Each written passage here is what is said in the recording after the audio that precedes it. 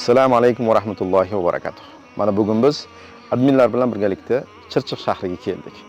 Toshkentdan ijara hayoti sababli Chirchiq shahriga kelib qolgan. Erlari bilan mana shu Chirchiq shahrida ijara hayotida yashagan.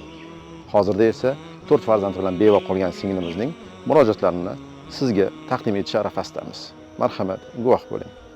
Assalomu alaykum va rahmatulloh. Va alaykum assalom va rahmatulloh. Yaxshimisizlar, ofiyatdamisizlar? Alhamdulillah. 4 ta farzandingiz bor. 4 ta. Necha yosh bolajonlar? 12 yosh, 10 yosh, 4 yosh, Muhammad 2 yosh bo'ladi inshaalloh iyunda. Alloh baraka bersin. Necha yildan beri ijaradasizlar? 5 yildan beri.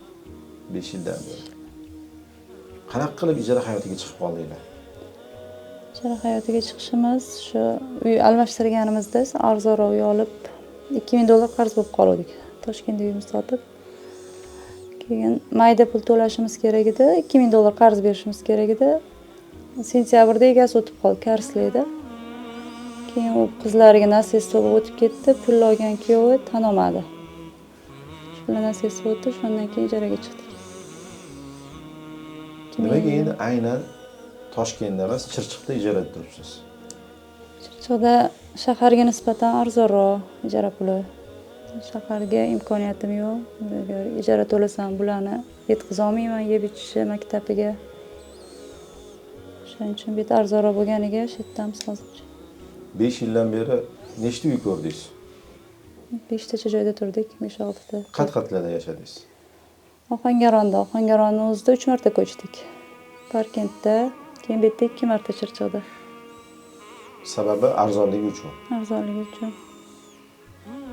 5 yil ichida xo'jangiz rahmatli bilan ishlab vatan qilishga hech bir dastmoya yig'a olmadinglarmi? Yo'q, orttira olmadik, yig'a olmadik. Mana olamiz deb.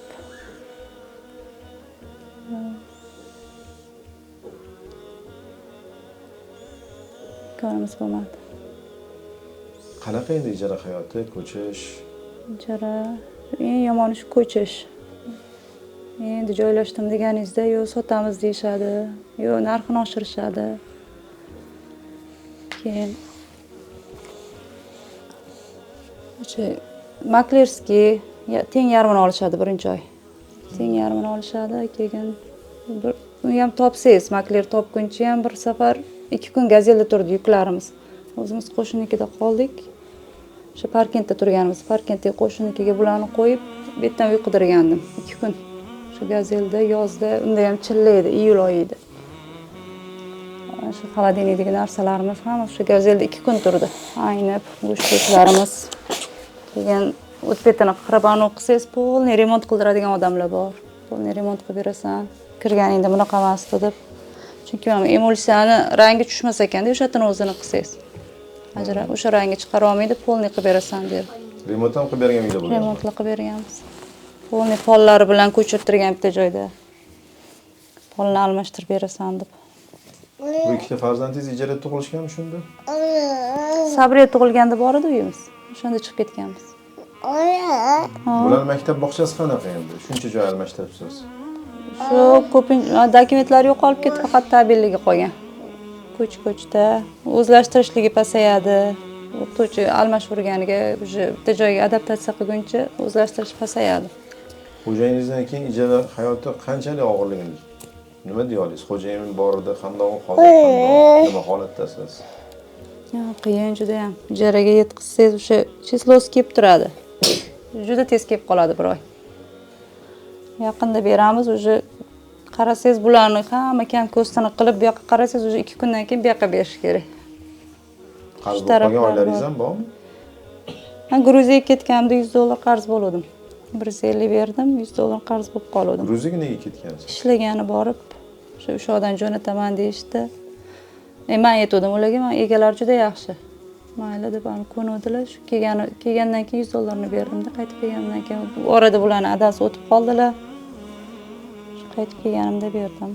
Shu yaxshi odamlarning zakoti bilan kelib qarzlarni yopdik, uncha ishlamadim. O'zi endi bordim. Hozir sizni 10 mingdan ziyod odam ko'rib turibdi, inshaalloh. Nima deb murojaat qilgan bo'lardingiz?